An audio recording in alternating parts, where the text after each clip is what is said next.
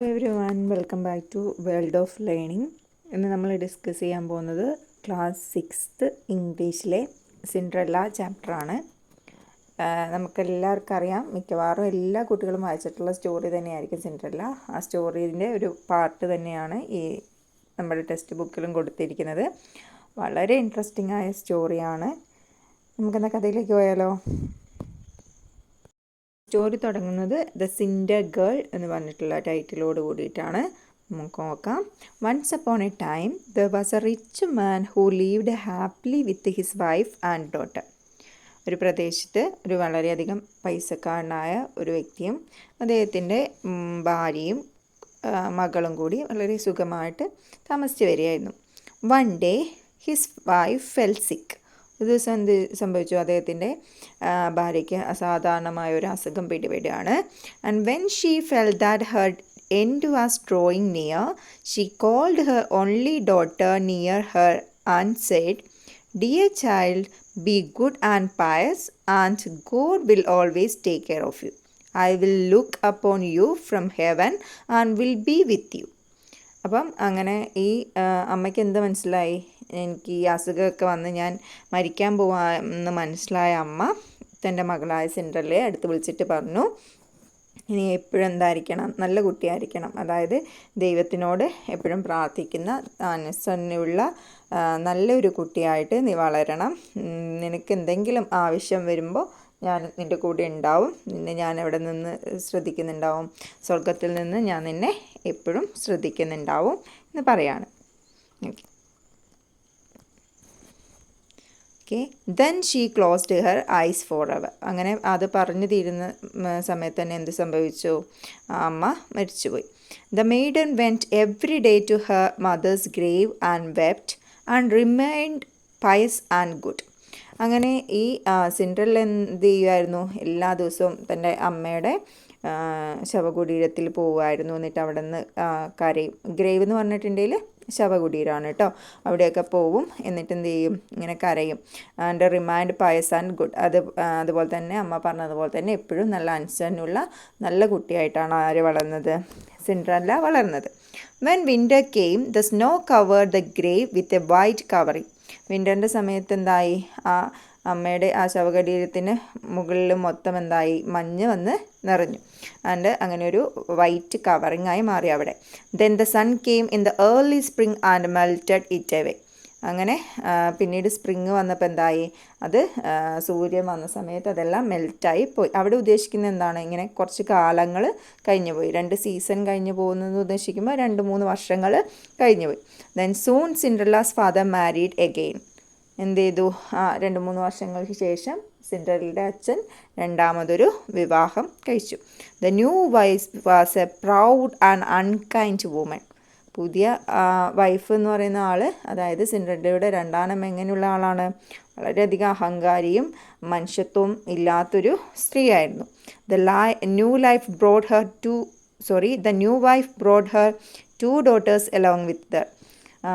ആ new wife ഒറ്റയ്ക്കല്ല വന്നത്, കൂടെ ആരുണ്ടായിരുന്നു? പുള്ളിക്കാരീൻ്റെ 2 മക്കളെയും കൂട്ടിയിട്ടായിരുന്നു വന്നത്.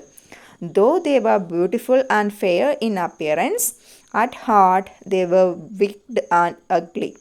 കാണാനൊക്കെ നല്ല ഭംഗിയൊക്കെ ഉണ്ടെങ്കിലും പക്ഷേ ഹൃദയത്തിൽ, അല്ലെങ്കിൽ ശരിക്കും അവരുടെ ക്യാരക്ടർ എങ്ങനെയാണ്? They were wicked and ugly. ഭയങ്കര ക്രൂവലായിട്ടുള്ള മോശം സ്വഭാവമുള്ള കുട്ടികളായിരുന്നു അവർ രണ്ടുപേരും. And then began the evil times for the poor girl. അതോടുകൂടി ആരുടെ കാര്യം കഷ്ടത്തിലായി? സിൻഡ്രല്ലയുടെ കാര്യം കഷ്ടത്തിലായി. Is the stupid creature to sit in the same room with us asked they. സിൻഡ്രല്ലനെ അവരെങ്ങനെ ട്രീറ്റ് ചെയ്യാൻ തുടങ്ങി? വളരെ മോശമായിട്ടാണ് സിൻഡ്രല്ലനെ ട്രീറ്റ് ചെയ്യാൻ തുടങ്ങിയത്. അതായത് ആ ഡോട്ടേഴ്സ്, ആ മക്കൾ എന്ത് ചെയ്യും? ചോദിക്കും, ഇവളെന്തിനാണ് ഞങ്ങളുടെ കൂടെ റൂം ഷെയർ ചെയ്യുന്നത്? ഇവൾ ആരാണ്? ഇവളൊരു വേലക്കാരിയല്ലേ? ആ ഒരു രീതിയിലാണ് സിൻഡ്രല്ലനെ അവർ ട്രീറ്റ് ചെയ്യാൻ തുടങ്ങിയത്. Then those who eat food must earn it, she is nothing but A kitchen made. അവളെ പിന്നെ എന്തൊക്കെയാണ് പറയുന്നത്? നിനക്ക് ഭക്ഷണം കഴിക്കണമെങ്കിൽ നീ ആദ്യം പോയിട്ട് അതിനുള്ള പൈസ ഉണ്ടാക്കണം. നീ വേറെ ആരുമല്ല, നീ ഇവിടുത്തെ ഒരു വേലക്കാരി മാത്രമാണ്.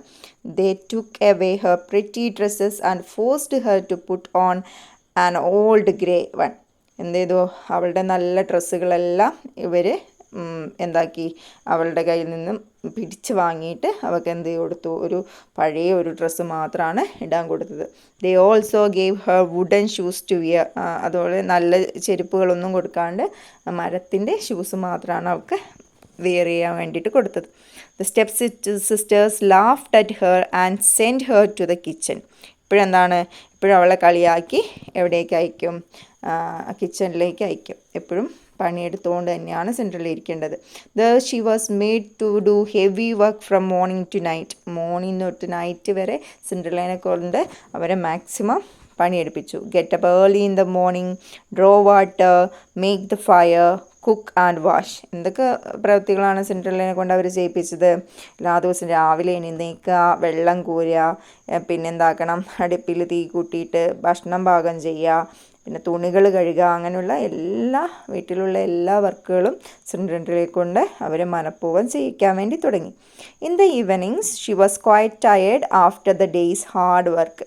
എല്ലാ ദിവസവും വൈകുന്നേരം ആകുമ്പോഴത്തേനും ആ ദിവസത്തെ കുറേ പണിയെടുത്തിട്ട് അവൾ ആകെ ക്ഷീണിതയായിരിക്കും. As she had no bed to lie upon, she had to rest on the hearth among the cinders. അവൾക്ക് ഒരു ബെഡും കാര്യങ്ങളൊന്നും ഇവർ കൊടുക്കാത്തതുകൊണ്ട് അവൾക്ക് എവിടെ താമസിക്കേണ്ടി വരും? നിങ്ങൾക്ക് ആ പിക്ചറിൽ കാണാം അല്ലേ? സിൻഡേഴ്സ് എന്ന് പറഞ്ഞാൽ ഫയർ പ്ലേസ് ആണ്. അതായത് ഈ തണുപ്പ് കൂടിയ രാജ്യങ്ങളിലൊക്കെ തീ കായാൻ വേണ്ടിയിട്ട് ഒരു ഫയർ പ്ലേസ് ഉണ്ടാവും വീടിൻ്റെ ഉള്ളിൽ തന്നെ. അതിൻ്റെ അടുത്താണ് ആർക്ക് കിടക്കേണ്ടതായിട്ട് വന്നത്? സിൻഡ്രല്ലയ്ക്ക് കിടക്കേണ്ടതായിട്ട് വന്നത്. She always looked dusty and dirty as she slept in the cinders. ഇതിൻ്റെ